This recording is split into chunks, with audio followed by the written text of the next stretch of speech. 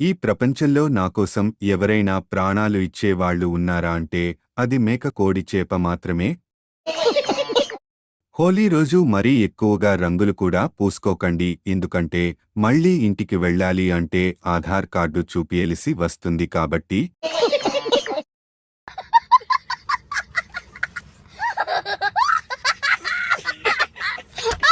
Mobile 2 గంటలు వాడిన 4 గంటలు వాడిన ఇంట్లో వారి దృష్టిలో మాత్రం 24 గంటలు వాడినట్లే.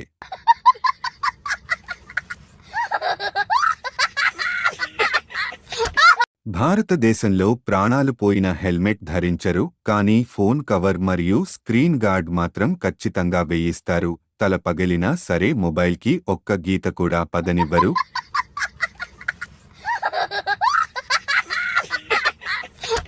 భార్య అంటుంది, ఎవండి పక్కింట్లో గొడవ జరుగుతుంది, ఒక్కసారి చూసి రండి అని.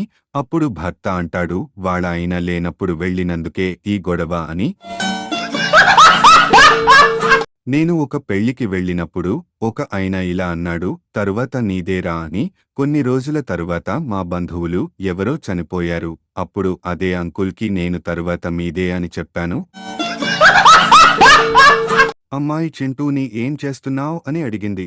చింటూ చెప్పాడు, దోమలు చంపుతున్నాను అని. అమ్మాయి అడిగింది, ఇప్పటివరకు ఎన్ని చంపావు అని.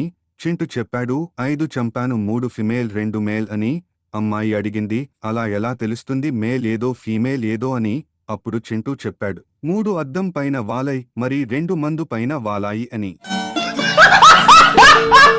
మొదట నేను సింగిల్గా ఉండేవాడిని. మా దోస్త్ గాడు వాడి గర్ల్ఫ్రెండ్ని కల్పించాడు. ఇప్పుడు వాడు సింగిల్ అయిపోయాడు.